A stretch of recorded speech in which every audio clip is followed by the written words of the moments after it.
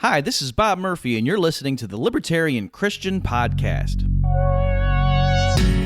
Welcome to the show that gets Christians thinking about faith and politics. Get ready to challenge the status quo, expand your imagination, and tackle controversy head on.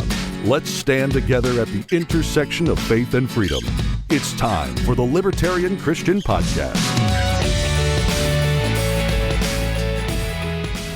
Welcome, everybody, to the Libertarian Christian Podcast, a project of the Libertarian Christian Institute. I'm Doug Stewart. And I'm Nick Gosling. And today we have with us Isaac Morehouse, a longtime friend of LCI and a founder and CEO of Praxis, a company that helps people pursue the career that's right for them by providing a unique combination of real-world experience, personal projects, and one-on-one coaching while working in a startup. Isaac was recently a guest on the Tucker Carlson show on Fox News, and he's here with us today. Isaac, you're probably one of the most enthusiastic people I know when it comes to pursuing new avenues of thinking and doing. And, believe it or not, on a personal note here, your recent book, Why Haven't You Read This Book?, helped give me that last little push to make a career move that I knew was right, but I wasn't too thrilled with the risk involved. So thank you for that. And I have a feeling you've done this for many other people out there. Oh, well, that's exciting to hear. The fun thing about that book is people say, oh, your book was great, but I actually didn't write any of it besides a tiny little intro. It's just a collection of really interesting stories from a lot of different people who kind of ask that question, like, why am I not pursuing this thing? And that's kind of my, that's what I get high off of. That's what I love is expanding the notion of what's possible for myself and seeing that happen in other people, like realizing that you have more freedom than you thought you had, that there are more things you can do, more options, more interesting, engaging ways of living than you previously thought you sort of had permission to go after. So that's really exciting to hear that. One thing that I've found interesting about your advice to other people and getting them, kind of pushing them out the door of their comfort zone, if you will, is you're kind of the king of counterintuitive. You have articles on your blog, take the lowest pay possible. Your college degree is worthless. And so there's a lot of things that you write about and speak about that are counterintuitive, which has a certain attractiveness to it. Is that something that you just, where did that come from in you?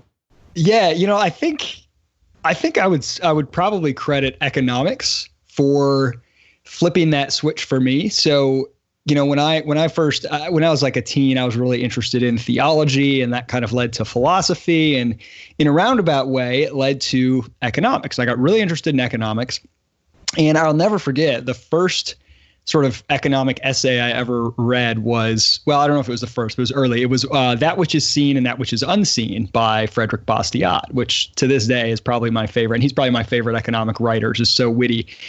And it just walks through all these examples of like why trade barriers are silly, why, licensing is silly, why government support for the arts is silly.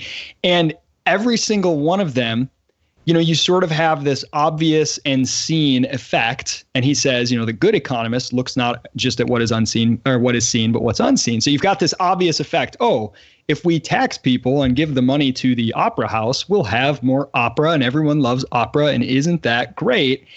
And the counterintuitive part is, well, hold on a second. What's not seen? Where would that money have gone? And by definition, if people had kept it instead of having it taken away via taxation, they would have spent it on things that they subjectively value more because they would have freely chosen them. And so you can't create value by taking away. And so just epiphany after epiphany.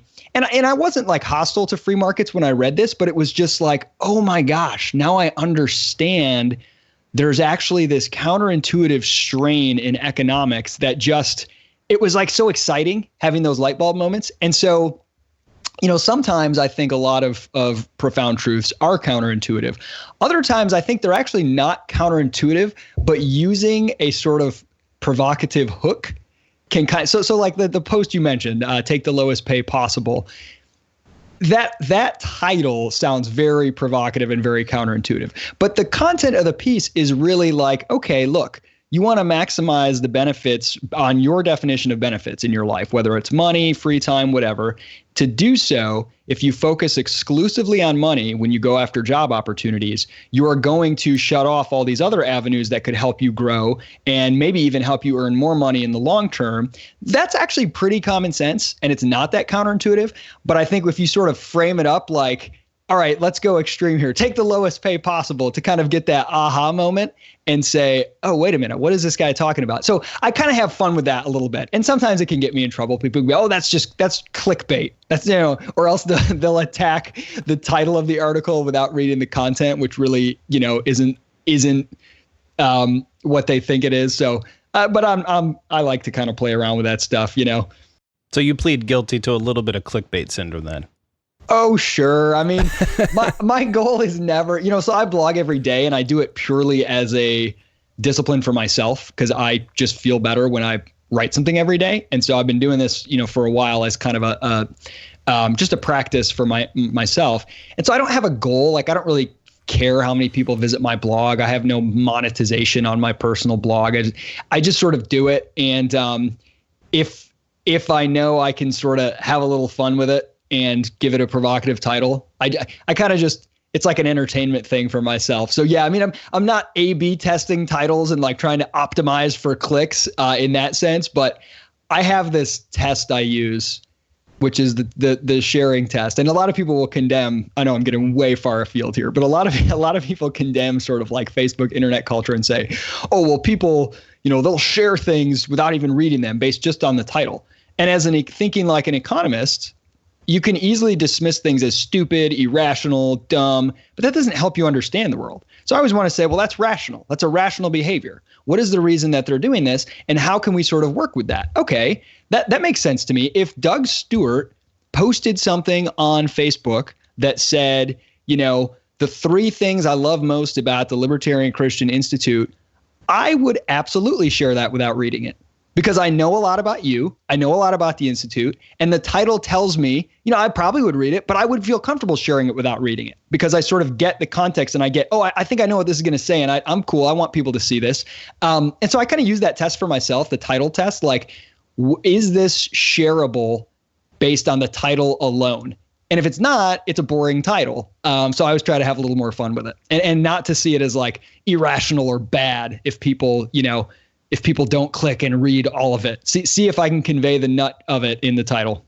One article that is definitely one of those provocative titles, Your College Degree is Worthless, it's one of those articles that wouldn't belong in a safe space, if you will, because, that sounds offensive, but it really isn't. And, I think what you were describing earlier is not necessarily counterintuitive, but that whole, I think Thomas Sowell calls it thinking beyond stage 1, where you think about the unseen or what's after the next thing we do or the next choice we make or policy we enact and things like that. The title, Your College Degree is Worthless, that is a very important message, and it's probably very much a foundation of what you do with Praxis when you started Praxis. I wish that I could have gotten in a time machine 15, 20 years ago and figured out what I was about to do now, like what career I'm in right now, because I may have chosen a different college. I may have chosen a different path to the career that I'm in. I didn't get a degree in something that wasn't at all related to what I'm doing right now, but I think a lot of people would probably resonate with that idea where, it's too bad we can't tell teenagers you can't get in a time machine, find out what you're going to do when you're 30 or 35 or 40, and then start working toward that. That's impossible to do, of course. And so it seems like you've started Praxis to sort of give people something more hands-on rather than just getting an education because that's the status quo. Yeah, absolutely. I mean, I look back and I'm like, what a waste. I wish I wouldn't have gone to college, truly, because I didn't know then. And the world has changed a lot and made this far easier than it was even back, 13, 14 years ago when I was in college. But I didn't know then that what I was capable of doing and that the things people value are things you can get and you can demonstrate to them in other ways outside of a degree. I just didn't know it. I just sort of was like, I guess you have to do this. And so wishing that I would have done something different is really what spurred me to create Praxis. I think most most entrepreneurs are trying to scratch their own itch when they launch a business. It's a problem that they have felt, and they think certainly other people feel this problem. I want to solve it, and that's absolutely where it came from. And that article and the thrust behind Praxis as a whole, it's really, your college degree is worthless. The point of that, the takeaway is, you've got to figure out what the actual thing is that's valued in the marketplace. It's not the degree. People assume it's the degree, but this is where, again, economics was really profound for me in helping me understand what's going on here. Like when you just look at the marketplace and you see, okay, the cost of college is going up, hundreds of percent over the last decade. I don't even remember what it is anymore, like 600% or something like that. More than any other good, even more than healthcare, faster rise in price. And the opportunities for people with degrees are going in the opposite direction. Something like 60% of people with degrees either have a job that does not require a degree or they have no job. So the vast majority of people coming out of this it's not getting them something they couldn't have otherwise gotten. And I think that trend is only going to continue. So if you look at it like that, you're just very baffled and you don't understand it. But economics actually helped me understand what's going on here. And it was actually a lot of work by Brian Kaplan and others. And this was, maybe a decade ago, on this idea of signaling, that what is the degree? It's a signal. It's a signal to the world, to the workforce in terms of employability, but to your parents and others in terms of social status, that you sort of meet some minimum threshold. And I remember having this realization when I was in college. I thought, wait a minute. I looked around the classroom, and I went to like a generic state school, and it was like, where you went if you couldn't get into Michigan State, which is like a party school that's not hard to get into. So, it kind of tells you the caliber of the college I was at. But I remember looking around the classroom and realizing all I'm buying is a piece of paper that says I'm no worse than these people. And I thought, well, wow, that's a pretty low bar. Because that's what it signals on a resume and in the job market. Oh, BA in, political science from Western Michigan University, 3 whatever GPA. What does that actually convey? Well, it says I'm not a criminal and I'm not I haven't been sitting on the couch for 4 years and I can probably read.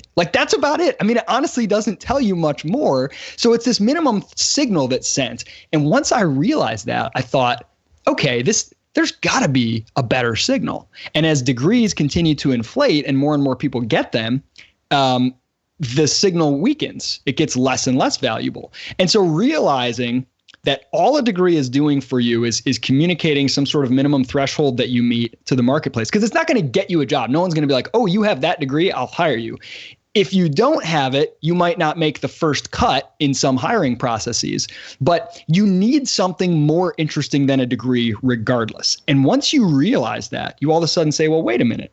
If I can build a body of work, if I can build my own signal, and today the internet has made this possible in a way it never was before. A long time ago, I would have had to hire a private investigator to follow you around and figure out what you actually know and what you can actually do. Today, I can look at your GitHub portfolio, the books you've reviewed on Amazon. I can go look at your podcast, Doug. I can read your blog posts. I can learn a lot about your abilities from your digital presence. And so you can build a signal, a body of work, a brand, so to speak, that demonstrates what you're capable of in a way that's already more valuable than the degree. So if you can build something more valuable than the degree, why do you need it at all? And that's kind of the point of that article. And that's kind of the point of Praxis. It's not an anti-college. It's like, look, whether or not you have a degree, I don't really care. But if you want to succeed and get interesting work and figure out, where you can add value in the marketplace, you're going to need experience. You're going to need a profile of projects and tangible things that you've done that prove to people your ability to create value. You're going to need a mindset that says, I've got to go create opportunity for myself. I can't just blast out resumes and hope I get an interview. I've got to go identify places that are interesting to me. I've got to go pitch them and say, hey, I created this for you. Show them that you can do things with free or low paid work as a way to get in the door to demonstrate your ability to go beyond that. So all of those things are necessary, degree or not. And that's really what we want to build with Praxis. And again, it just begs the question, if you can, I'm sure my philosopher friends will correct me for using begs the question improperly, but it raises the question, if you can do all that already, then why get the degree in the first place? Isaac, some other people who have been talking about this for a long time are like Gary North, who is also a Christian. He talks about like how really what college is doing is it's just sort of demonstrating, and this is like kind of what you just said. It's demonstrating that you can sit through something for 4 years. That's basically all it is. James Altucher talks prolifically about this, how the dynamics of the market are changing, and people are over-credentialed, but they're under-skilled. And in the past 7 or so years, I mean, I've started several businesses myself. I've consulted for a number of businesses, but when I first got started, I had no idea what I was doing. College didn't prepare me for it at all. I wish I had some kind of program like Praxis way back then that could have put me in the right direction. Now, I mean, I figured it out eventually, but with a lot of failure. So I think what you're doing is really important, and it's really you're on the right trajectory for where the overall market is going. There's so many people walking around with degrees who can't even get entry-level work because they don't know how to apply things in the real world. Well, no, go ahead. I talk a lot. You just keep going. I was just going to say, I think that's going to continue, and I don't know exactly what it's going to look like. I mean, none of us do, but 10, 20, 30 years from now, I mean, I can't imagine that the university system as it exists today is going to look even remotely the same. I mean, the debt bubble is unsustainable. It depends on the government. The student loan debt bubble in the United States exceeds consumer credit card debt, which is just insane. I just don't foresee how this can continue. What do you think the future might look like for the job market or solopreneurship 10, 20 years from now? Yeah, the big gap right now, I wouldn't even say it's a skills gap, because skills gaps, markets are actually really good at adjusting and correcting those. They exist all the time, but that just means opportunity. So, oh my gosh, there's not enough, welders to go help construct things for the fracking boom. All of a sudden you can earn, $200,000 as a welder in North Dakota. The market's going to respond, and it doesn't happen instantly. It's not perfectly efficient all the time, but it's constantly moving towards that. And so I don't see necessarily that the biggest problem is, there's a skills gap. What employers need and what young workers have are different. The biggest problem is the knowledge gap, the fact that these workers don't know that the skills gap exists, the fact that they don't know that they don't have what they need. And there's an interesting study on that. And that's kind of the scandal, if you ask me, is that students are graduating from college believing that they have what they need many times. So there was a great survey, it was a year or two ago, there's an article about it, that it was asking employers whether college grads were prepared, who applied for jobs with them, were prepared on like a series of like 5 metrics, verbal communication, technological proficiency, professionalism, a few other things. And employers said like 80% every category was like 70, 80% were unprepared. They said, overwhelmingly that students are unprepared pretty badly in these areas.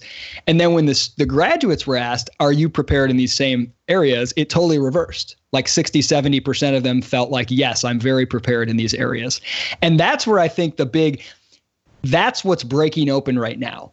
It's like this gap has existed and it's been growing, but it's been growing secretly. No one has really realized it. And so you got a lot of students who feel really angry, and they feel entitled and angry. I don't have a job. No one will pay me. I have debt. It's not fair.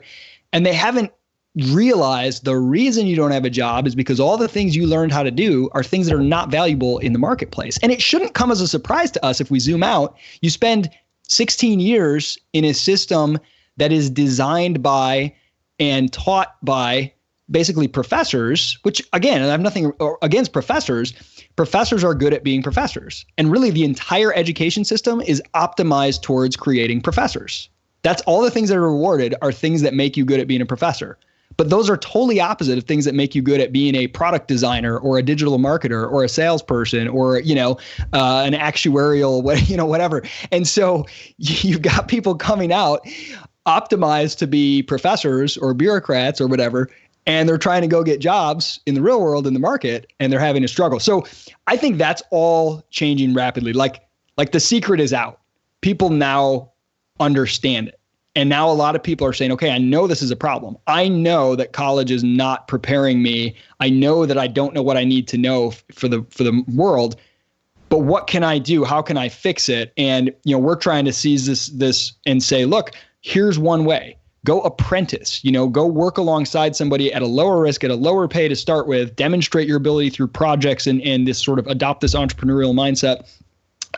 But I think the world is absolutely changing because that knowledge is now out of the bag. The skills gap is now common knowledge. It's now known and more people realize it. And as soon as people realize there's a market gap, it's going to get filled relatively quickly. So what does that mean for the future? I don't know exactly, but I kind of try to look at I try to look at analogous industries that had major changes spurred largely by the information age. So take like the news industry. Everyone said when the internet emerged, oh my gosh, newspapers are going to die. They're dead. And they were correct. But there was never a moment where it was like you wake up one morning and all the newspapers go out of business instantly and they're all gone. It was more like little by little, the really crappy regional ones start to sort of get bought out, hollowed out, bloggers and online news starts to slowly take over. Some of the bigger ones get smart and they start moving more of their content to be online news and adapting. And, the Wall Street Journal, the New York Times, whatever, the big ones that have a bigger reputation and footprint, they sort of adapt and survive. A lot of the smaller ones disappear and this whole new market emerges and like what it means to be informed on news completely gets redefined.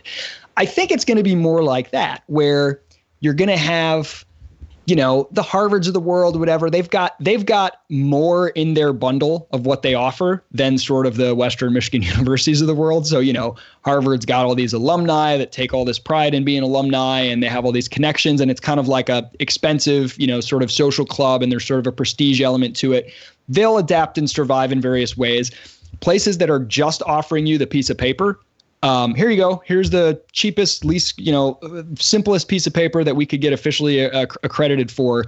I think they're going to suffer the sort of degree mills, whether it's, online or in person, because now that piece of paper is continuing to be devalued. And the places that purport to offer just like great knowledge and information, because all the things in the college bundle, when you look at what it is, again, the only thing that's driving people paying the money is that signal. The reason I can say this with such confidence is no one moves to a college town and attends classes and gets the entire experience for free without paying, even though they could. You could absolutely do that. Nobody does because they pay so they can get that official piece of paper. So even though they like the other elements of the bundle, so you get the piece of paper, that's the one driving the price. But the college experience is more than that. It's a social experience. It's information. You might learn in some classes and you might enjoy that. It's this thing that will keep your parents off your back and make them feel like you're not going and wasting your life, and you can sort of delay your adulthood for 4 years. It's kind of a big bag of things. But once you remove the thing driving the price, the signal, that's the one thing everyone's paying for. Because again, everything else could be had for free.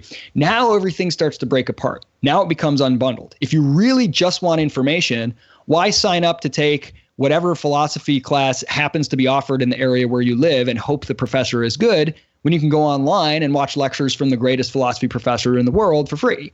The social experience, you can go to any city, anywhere, anytime, and you can you can go tailgate at football games. You can do all that stuff without paying, registering for classes. So I think you're going to start to see a lot more diversity. I think you're going to see, okay, you want a network? Well, don't just show up at a school and hope that the people you meet who are all basically your same age are going to provide a valuable network for you. Think about, what do you want? I mean, honestly, you could probably build a better network, say you're interested in startups, by being an Uber driver in Silicon Valley and just like asking everybody you pick up, getting to know them. Like, there are a lot of ways to build a network that are way more valuable than the relying on college to do it for you. There are a lot of ways to have a social experience. There are a lot of ways, and much cheaper, to find yourself and explore, or to just be immature and go party for a few years and spend some money. I mean, you could do it for a lot less than like $60,000 a year or whatever. And so you're going to start to see a lot more diversity, and Praxis is really targeted at those people who are sort of sales, marketing, generalist. I'm not sure what I want to do. I'm not a highly technical person like an engineer or a doctor or a lawyer or something like that. I know I'm like talented and I have hustle. I'm kind of entrepreneurial. I don't know what I want to do, but I want to get involved in the workplace. I want to get my career started now. We're meeting that niche. That's who we're trying to serve. And there's all kinds of stuff for other people. The people who would go to college to find themselves, well, now they can go do, trips around the world instead. Those who just want information, they can go take online classes and learn. There's going to be a big diversity of ways to serve the various things that college was attempting to serve, and I think doing most of them badly. What's really fascinating about this is the apprenticeship model is actually the oldest and most tried and true model in human history. I mean, for thousands and thousands of years, the apprenticeship model is what people did. Now, the interesting thing is that started to shift towards this idea of, everybody's got to go to college, like that, no matter what. Like, I've seen terrible examples of where people had a good business idea, good business opportunity, whatever. They were entrepreneurial, and they had the people around them saying, "No, you can't do that. You got to go to college and get your education." Just terrible advice that was made possible because of central banking and government pushing people into these loans, even though they don't really care or consider if you can ever repay it. It really all goes back to the state.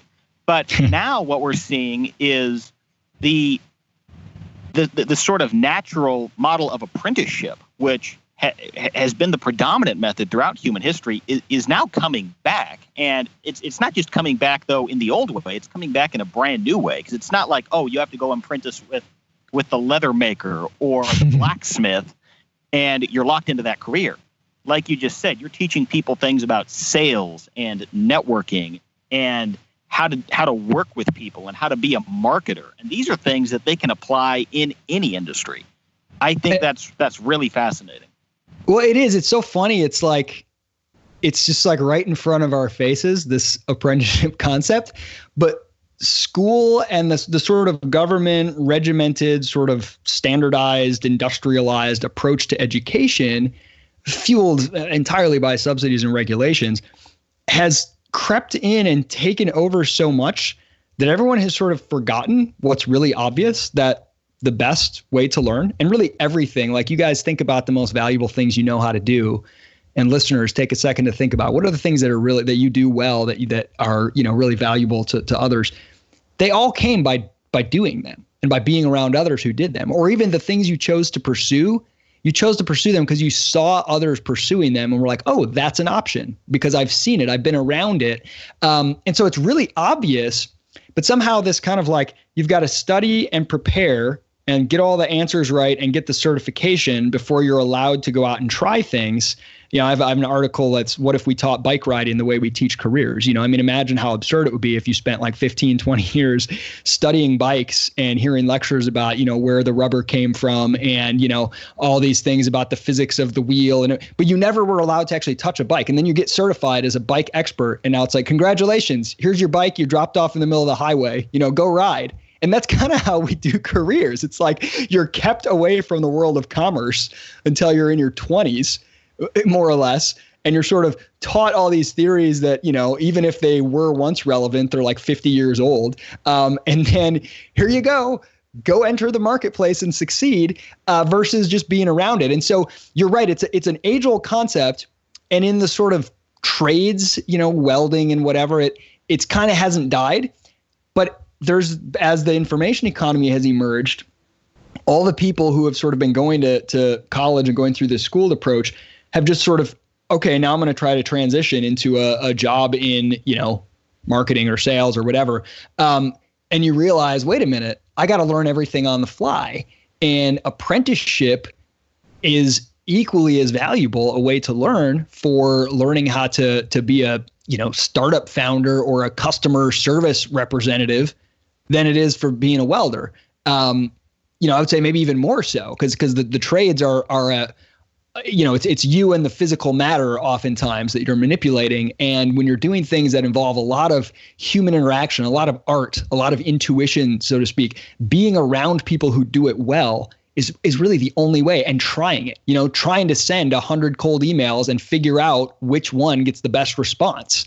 That kind of stuff you just can't make up for in a classroom. So in many ways, it's obvious. It's just this really obvious thing. But for some reason, it sort of got lost, and that makes it seem revolutionary.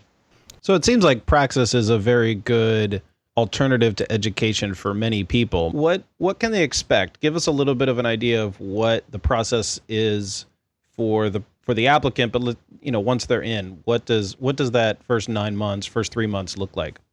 Yeah. Let me tell you why you shouldn't do Praxis. This will be a good way to decide and think about it.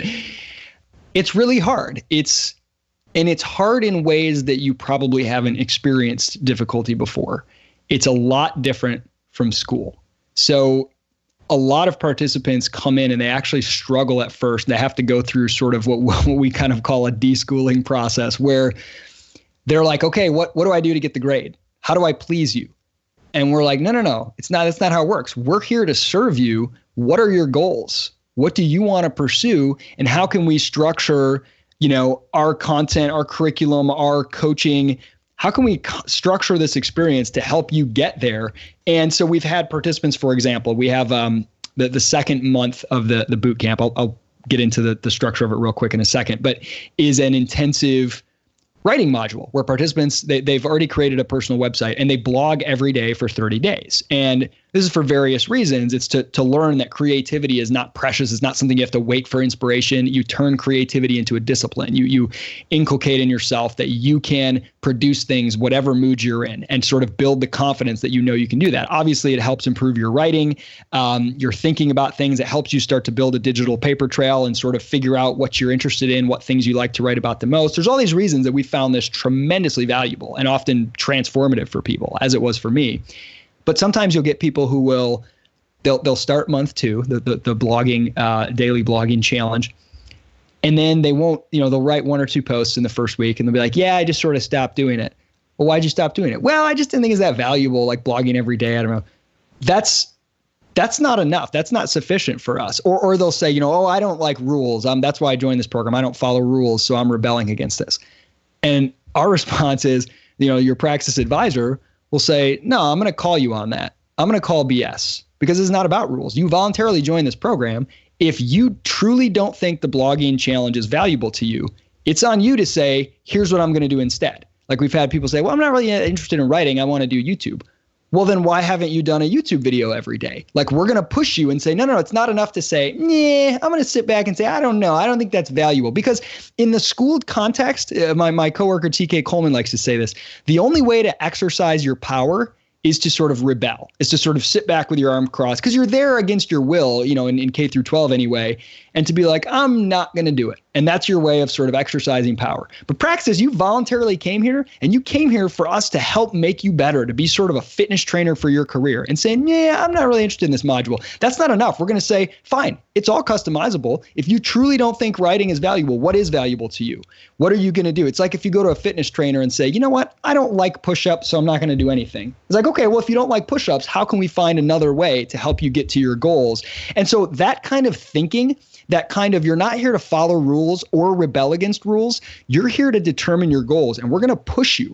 We're going to make you make those tangible, and we're going to make you say, how can I create challenges for myself? How can I use this curriculum and this coaching experience to get closer to those goals? And that's a really hard mindset shift. And if you're sort of looking for very clear, easy ways to follow rules and get pats on the back and get stars when you do things right, this program's going to kick your butt. It's going to be really hard. You might not like it. So, I mean, that's kind of my pitch for like what the mindset and approach is. And if that's not you, you need not apply. But the way the program works, the structure, so you apply and there's, the application process is like 5 or 6 steps. You get very basic, just name and information. Then you go through like an informational webinar just to make sure that you understand what the program's all about. And you can ask any questions you have. And then you have a couple short essay questions just to kind of gauge your thinking and writing skills at a basic level, a short one-way video where you're answering some questions on video, like why are you excited about this program, whatever. And again, and then finally you have an in-person interview, and then we have a review meeting and we decide who we're going to accept. What we're looking for is, I call it forward tilt. Like people who are eagerly leaning forward, trying to improve themselves. They're eager to hop on opportunities. Or I sometimes say the sleep in your car test, the type of person who'd be willing to sleep in their car to get what they want. All the other stuff can be taught, specific skills and all that stuff, but you've got to have that drive and that willingness to improve yourself, that eagerness where you can't wait to get out there into the world and engage. You're kind of a hustler. You're the type of person who can succeed in any environment, but you sort of get bored in classrooms and you're always kind of like looking for something to challenge yourself. So that's who we're looking for. So once you get in, we have a boot camp, which is 3 to 6 months. It depends on how fast you complete stuff and get through it, where you're building a personal website. You're going through this intensive writing module. You're learning a lot of basic software that's used in the world of commerce. So things like, Slack and Salesforce and Trello and, MailChimp and, you're learning a lot of tools that are going to be used probably at the business where you're apprenticing. You'd be amazed how many young people don't really know how to use email or Google Calendar or a lot of basic things like that. But they can write in cursive, and so you're building a portfolio of sort of projects, a blog, you're updating and improving your professional, your LinkedIn and your social media presence. You're kind of honing in on what you're interested in. Do I want to look for opportunities, apprenticeship opportunities in sales, marketing, operations? And then we are shopping you out to business partners during this boot camp, and you're doing interviews and, sending your personal pitch deck or project you've created to various business partners in our network to kind of say, hey, I want to come apprentice for you. Here's why I think I'd be a good fit. You're doing interviews with them, and we match you up, and eventually we make a fit that's a good fit for both the business and for you. And for the next 6 months, you are apprenticing full time, being paid $15 an hour at your business partner, and you still get ongoing group discussions, one-on-one coaching, access to our community and the curriculum through that 6 months. So that's sort of the basic structure of the program. How many business partners do you currently have, and what kind of industries are we looking at? Yeah, we've got, it's kind of a fluid number. So we have over 300 sort of in our network, but at any given time, there's a smaller number that's actively looking for apprentices. So, maybe 50 to 100 currently, and that's growing all the time as we grow. And we're actually ramping that up aggressively. So if any of you listening to this are, involved in startups or businesses that would love to host a Praxis apprentice, go to discoverpraxis.com, reach out to us. We're actively growing our business partner network. So they tend to look like kind of, established, but still relatively early, or rather still in growth mode. And that's kind of how I define a startup. These are startup apprenticeships. And what that means is companies that are actively looking to grow aggressively. Whereas maybe a small business, say like a restaurant, they're not really growing. They're sort of doing the same level of business. And that's a fine business model. But we're looking to place people in growing startups.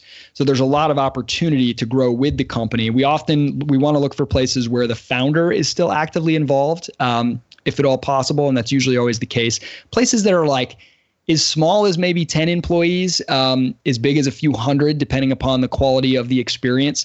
And the industries are really diverse. What matters to us is high growth, great culture, opportunity to be around sort of founders and executive level leaders who are building this thing, and a place for our participants to get exposed to multiple facets of the company and to really master their role, but to also see beyond their role. And so we've got several software firms. We've got some all over the country. Austin, Silicon Valley, Atlanta, Chicago. We've got places that are in financial services. We've got places that are, we even have a few in 3D printing, sort of more manufacturing. So we've got a lot of industries. What matters more is the quality of the experience and the type of role. So it's not going to be factory floor manual labor type stuff. It's going to be typically marketing, sales, or kind of operations, generalist utility player type roles that we place in. Well, and it seems like you are applying an apprenticeship model to places that historically were not things people did apprenticeships with, things like cabinet manufacturers or, factory floor type stuff. Or do you have any of those in your network?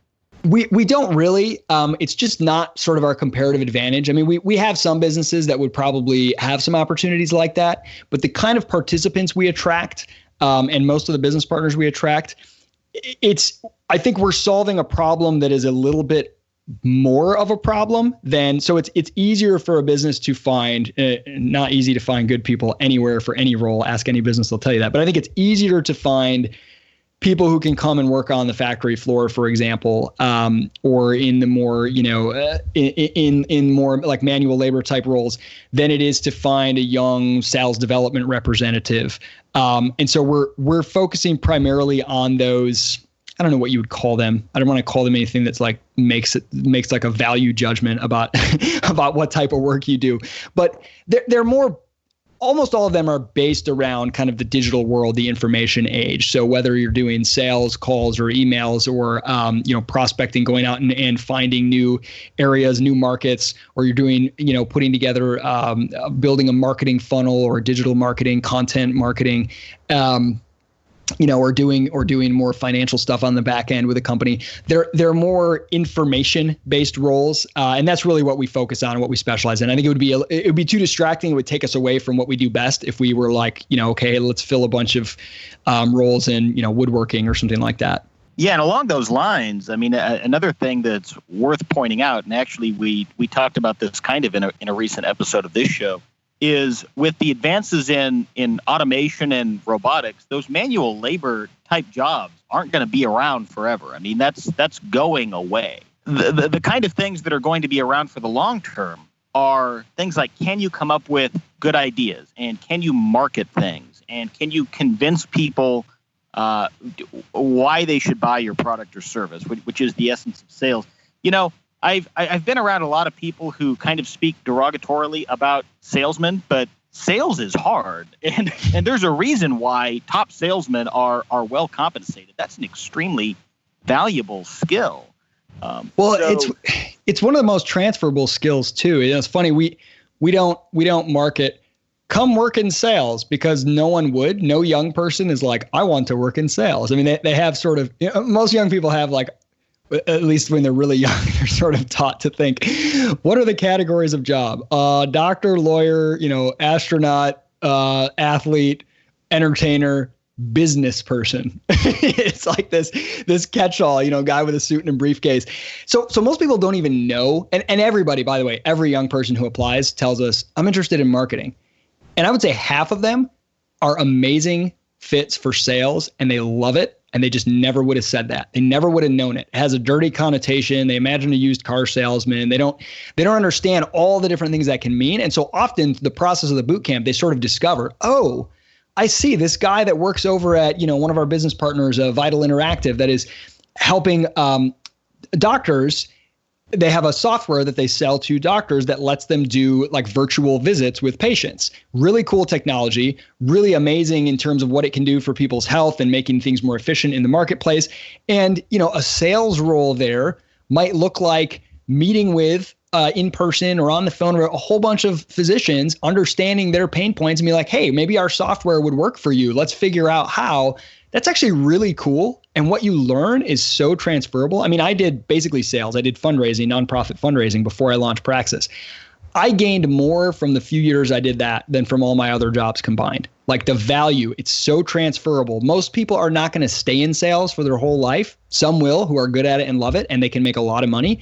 But even if you don't, like your first job doesn't have to be, it's not locking you in to your career for the rest of your life. So if you're a sales representative at a software startup for a couple years, that's an amazing jumping off point for everything because you're learning a lot about that business, but you're also learning a ton about the businesses and the people that you're selling to, and you're understanding the market, you're understanding the process of sales. So that's just one example of how often young people are so uninformed about what opportunities exist in the marketplace that they would never self-identify. They would never say, oh, I want to go be a salesperson. But you're absolutely right. So on a deeper level, the sort of any job where it's just following rules, rote memorization, whether it's physical labor that could be replaced by robots, or even things like, just bookkeeping or basic sort of data entry tasks, software and robotics are taking those over. That's a good thing. That creates opportunity. We're sort of, not only are we like, hey, we're going to give you this startup apprenticeship so you can sort of have this job, this role.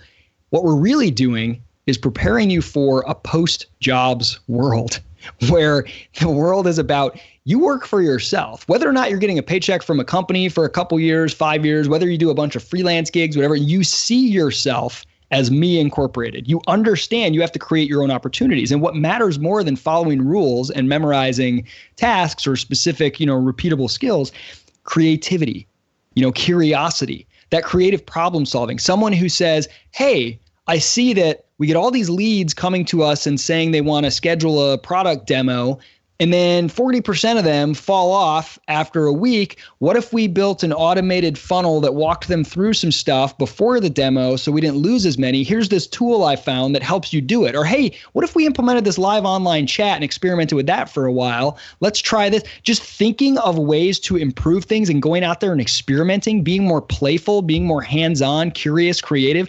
Those are the attributes that if you have those, you will never have to worry about whether or not you have a job. And that's kind of what we're trying to help create a mindset that James Altucher concept of choose yourself, choose yourself, create your own opportunity. Don't wait for permission or to be given an official job title. That's the deeper movement going on here, because those kind of jobs are going away. They're being replaced by software and robots. And that's good, because those are the boring jobs. The uniquely human, the thing that only humans can do is create, is innovate. And that's what we want to help encourage and open people up to. You said something, me incorporated, is what you're trying to instill in people. And it sounds like you're, in a way, teaching everybody to be their own boss, whether they're quote unquote self-employed or they have an employer that, writes them a paycheck. So you're teaching everybody to be their own business on their own. And that's something you've been doing at Praxis for almost 4 years now. And with your first class starting in early 2014, what are some lessons that you learned along the way that if you could go back in 2014, you're like, you know what, we've modified our, if you call it a curriculum, we've modified our program a little bit. And so now things are better. What are some of those things and lessons that you've learned? Because every entrepreneur, every business owner wants to know, how do you learn quickly rather than learn, the long and hard way? Well, so far, the long and hard way has been the only option for us. There's this great analogy, a book that I really love by Ben Horowitz, who is a tech, founder, billionaire, who's now a venture capitalist, but it's called The Hard Thing About Hard Things. And he has an analogy in there. He says, everybody wants a silver bullet, and occasionally you find one. So keep looking for one. But in the meantime, just fire thousands and thousands of lead bullets. And I feel like the entire Praxis trajectory, the almost 4 years that we've been rolling now, which doesn't sound like long, it feels like an eternity to me. It's been this huge chapter of my life so far.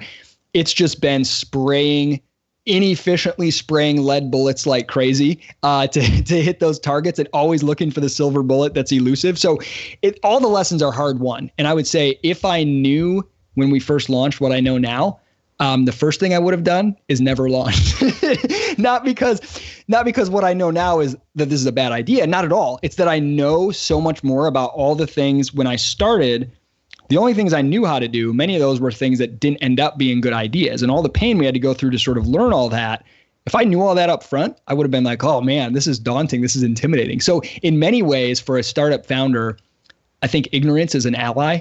Like, if you really knew what you were getting into, you might not have done it. I mean, it's kind of like this with kids, right? Like, who of us that has kids regrets that we have kids? None of us. We love it. I mean, it's the most meaningful, important part of our lives. But there is a sense in which if I could feel everything that I'm feeling right now with, a newborn that keeps you up at night, all the things are going to happen, you might have been scared to ever do it, Unless you read Brian Kaplan's book, right? Yeah, exactly. Brian Kaplan will absolutely put you at ease. So the main things we've learned, we've adjusted. We've made about 3 fairly significant adjustments in the structure and curriculum along the way. When we first launched, day one of the program, so we had like a little opening seminar that was a couple days, and then day one, you were at your business partner working and doing the curriculum simultaneously. So you started right out at the business partner. And what we found out with the first couple classes was that those first few months apprenticing were brutal, because that knowledge gap that we talked about was bigger than we thought. So like really basic things. Many of our participants had just never worked in a office environment before, and really basic things they didn't know. The learning curve was almost too steep.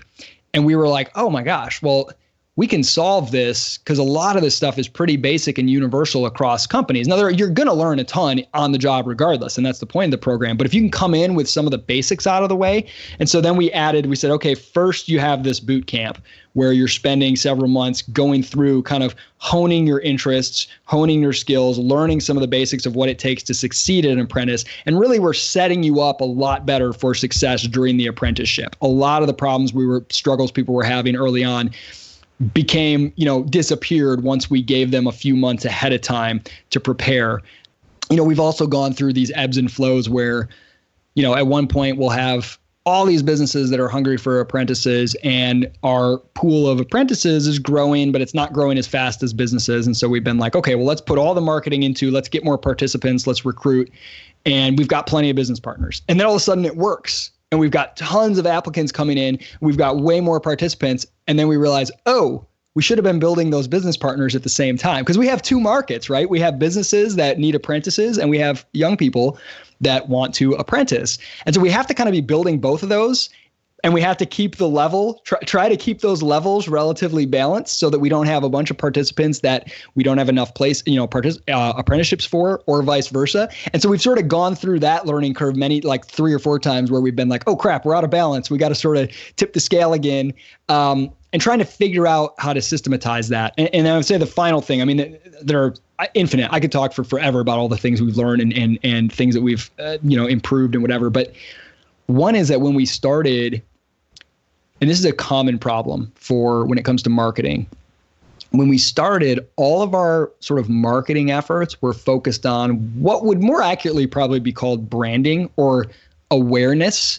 Now, I came from the world of sort of nonprofits and the dealing in ideas, so to speak, which is what, LCI does.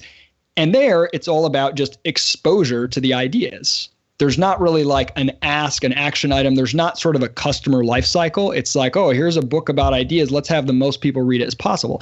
And so that was kind of what we were doing, was just spread the word. Let's go speak about Praxis. Let's blog. We created tons of content. We still do, which was a huge asset for us. A lot of engagement on social media. But we had all these people visiting our website, interested in our stuff. We had a big following, a big audience. But we weren't engaging in them and getting them to apply to the program because we didn't actually have a sales funnel where they could, opt in, like, here's a bunch of information, rather than, do you want to know more? Schedule a call or download our program guide. And now we'll sort of feed you information. Now that we have your email address, we'll feed you emails that tell you more and give you case studies.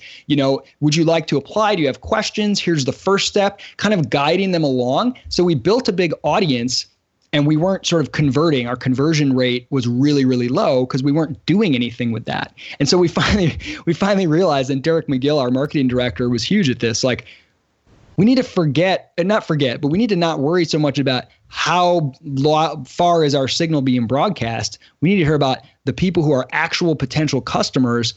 Can we engage them? We have all these people who love us but aren't taking any action because we're not prompting them to. We're not helping them do that. That was a big breakthrough, huge breakthrough. And when we did that, we literally building an actual marketing funnel that optimized for this customer journey of bringing them from I'm aware of Praxis to now I'm applying, and now I'm in the program, creating that, building that out.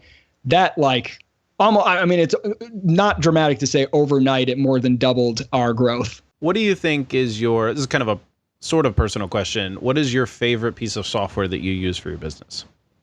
Ooh, man. It's funny. I do these monthly reviews of our, company credit cards just to make sure everything's kosher. And we're up to 27 subscription software services it's amazing how many, what will you call the software stack, how many individual items are in there. Just personally on a day-to-day basis, probably Slack, which is what we use for the team, primarily for our team communication.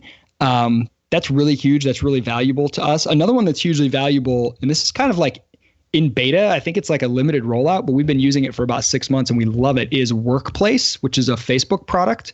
And it's basically like a private Facebook. And so that's where our community of all of our participants and alumni, and there's all these groups within there, tech help, Praxis, groups based around the modules they're going through, questions about sales groups, whatever. That's a really cool community tool that we've been using. So that's really valuable as well. But yeah, I would probably say Slack and Workplace a close second. So Isaac, we want to thank you for being here with us today. This was some really fantastic information, and hopefully we'll be able to have you back on a future episode to talk about some more stuff that Praxis is doing.